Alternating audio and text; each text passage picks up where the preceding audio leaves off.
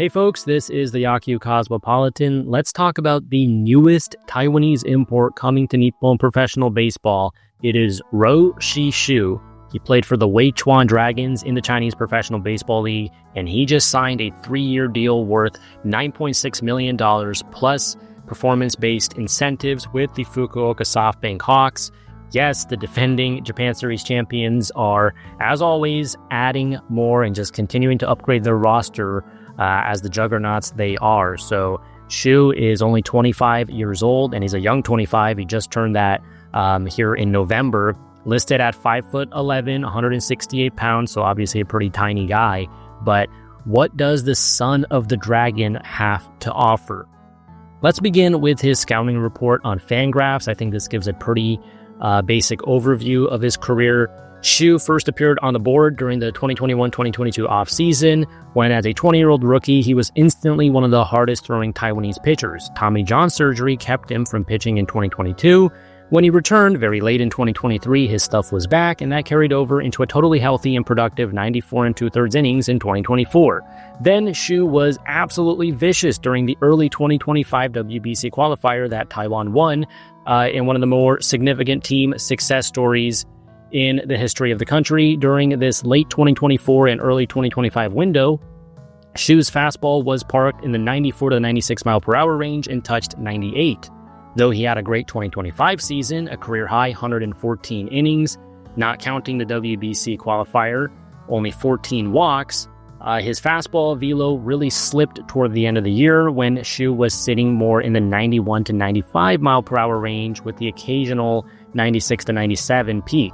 Post-2025, there was both MLB and NPB interest in Hsu. If your baseball team had to play a game of tackle football, Hsu would be the kicker. He's a super skinny 5'10", but he's also an unbelievable athlete who explodes down the mound and is able to create a vertically oriented fastball by virtue of the way his shoulders and hips separate.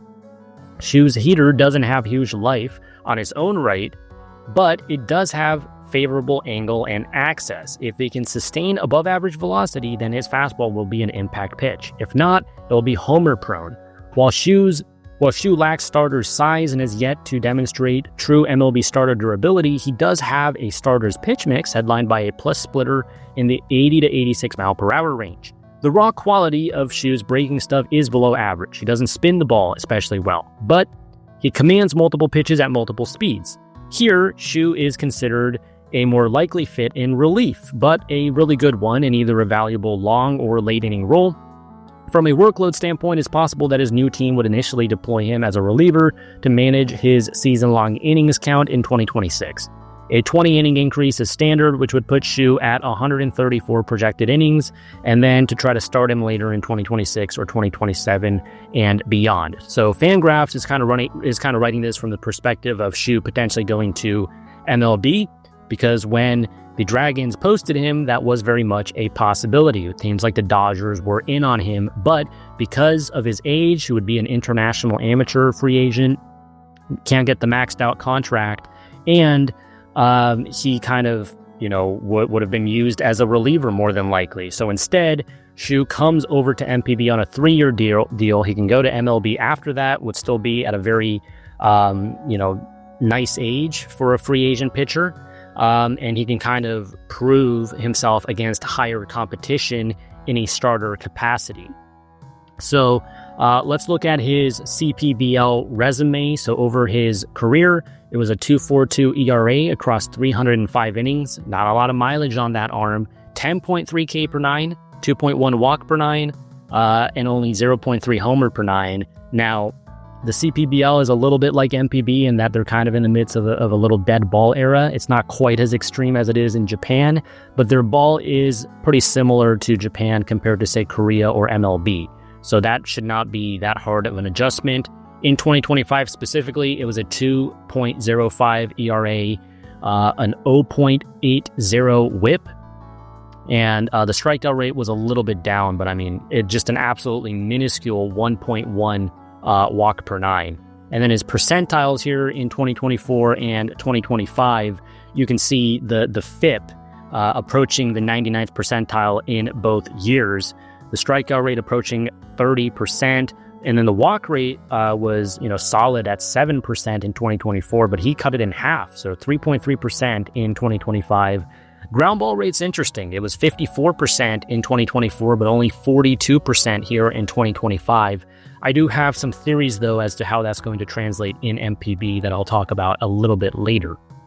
So this is when Hsu pitched for Chinese Taipei in the WBC qualifiers back in February. I think this was the game against Spain that they ended up clinching their spot in the main tournament. He threw 49 pitches in total across 3 1/3 innings of relief.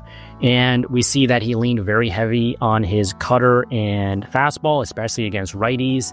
But he also has this changeup, which, that's a split change. It's basically a splitter, plus the curveball and sinker. He was up to 98 miles per hour on his fastball and sat 95.5. So that's obviously very impressive. However, as the Fangraphs piece kind of mentioned, he has trouble sustaining it. So you look at the bottom there, his first couple pitches, 96, 96, 96, 98, 98, 97, 98. But as the outing goes on, he's more in that like 93, 94 territory. And at the end, even a pitch there at 91.5. It's also a low spin fastball, right? So it's below 2,000 RPM a lot of the time. That's not necessarily a bad thing. That can definitely work. I think of Hiroto Takahashi for the Chunichi Dragons. Low spin fastball, a lot of ground balls. And as far as the induced vertical break goes, look at that. He was averaging 19 inches of vert in this game. And the NPB ball has a lot of carries. So, he can be pretty regularly up to 20, 21 plus inches of vert, I think, which is going to play very effectively.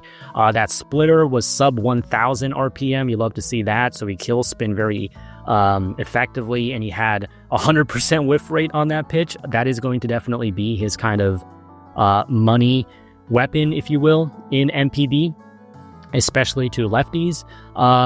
The one thing that I'm very curious about, though, is his curveball. It's very low RPM for a curveball. It was only averaging 2,100 RPM.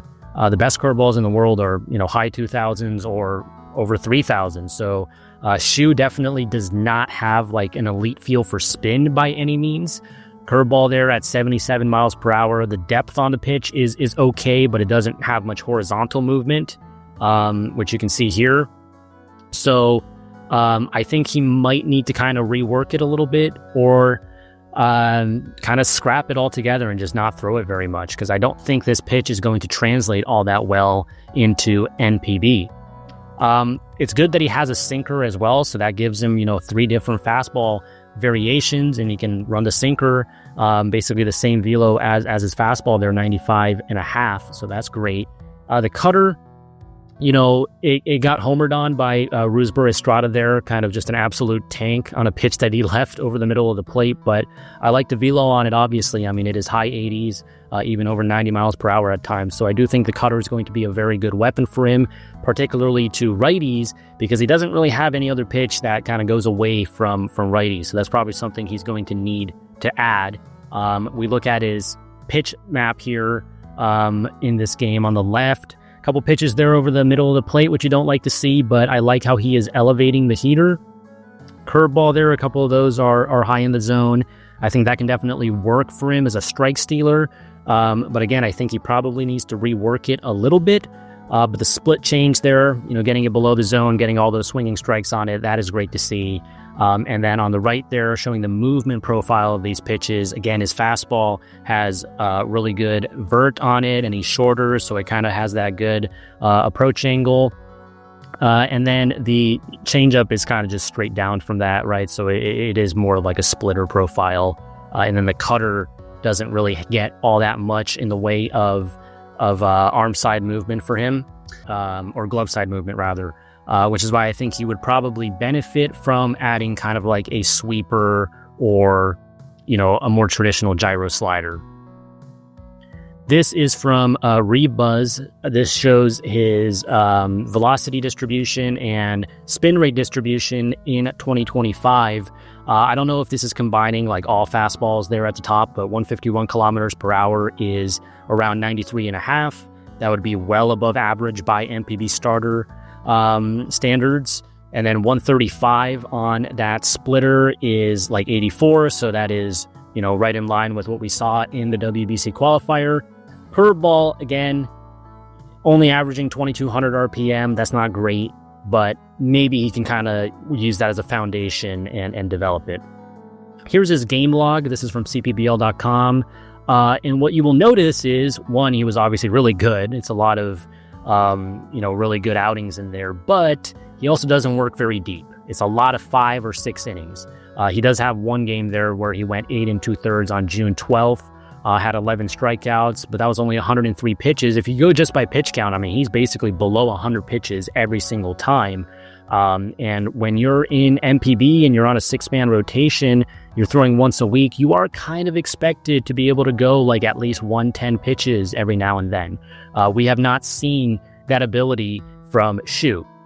Now, is that a death sentence? Absolutely not. A team as deep as SoftBank, I think, is fine just telling him, hey, give us, 95 pitches, give us 5 or 6 innings, depending on how efficient you are, and we're just going to cut it off right there 2 or 2.5 times through the order. I think he can still be very effective there, but obviously, as you get into kind of year 2 or year 3 of that contract, probably going to want a little bit more in the way of innings, but also the strikeouts, right? So especially in that kind of early stretch of the season, May 24th, June 1st, June 12th, 8 Ks, 10 Ks, 11 Ks. This is a guy that can definitely rack up the strikeouts.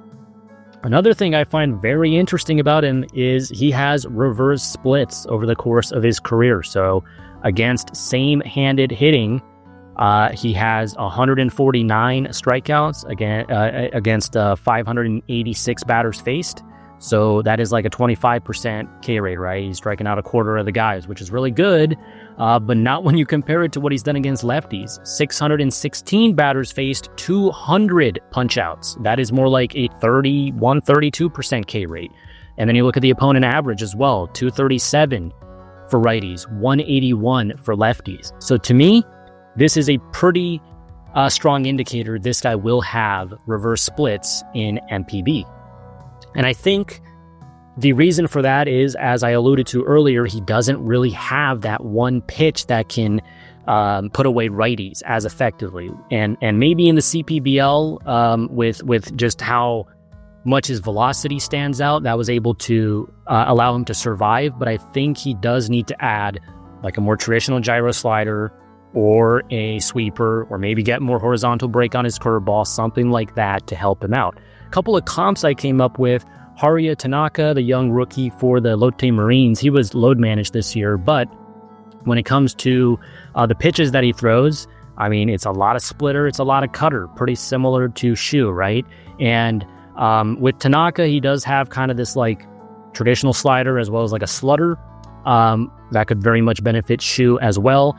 And then Carter Stewart Jr., when it comes to their frame, just completely different, right? Because Stewart is like 6'6". He's a big guy.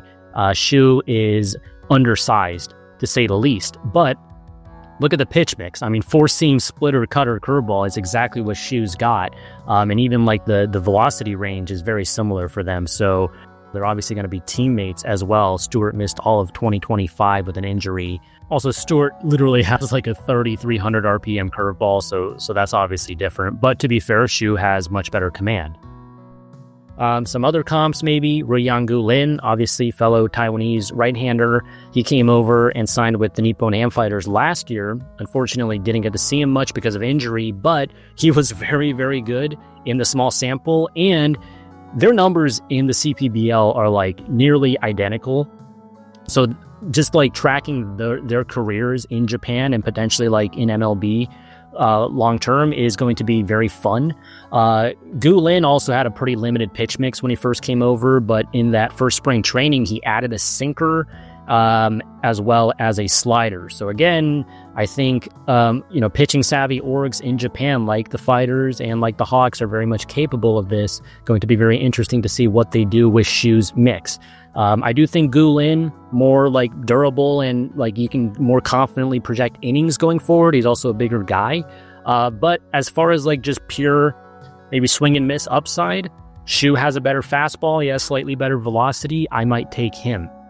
And then Masato Morishita is not necessarily the best comp in terms of, just the style of pitcher they are at this point. Like Morishita has been more of like a pitch-to-contact ground baller in recent years, far from the strikeout machine he was as a rookie back in 2020. But I look at the pitch mix, and again, it's not too dissimilar, right? And I do think with Morishita, we've seen him tinker over the years. He throws like a really hard splinker now. That could potentially benefit Hsu as well if he wants to throw like two different variations of that split change. One that's a little bit, lower in the 80s, and then one that he can try to rip as hard as he can and get into, almost like 90 miles per hour. That can very much benefit him as well. And I just think his kind of usage against righties versus lefties will be intriguing to watch throughout 2026, because against lefties, I predict him to kind of just throw a lot more fastball, and then get away with just really having that splitter. Whereas with righties, he needs to rely on the cutter a little bit more and potentially a new pitch. So 2026 projection on the bottom there, these are the guys I compared him to. These are some of their stats in 2025. Haruya Tanaka and Ryan Gulin, when it comes to like their ratios, that's kind of the range I see for Hsu.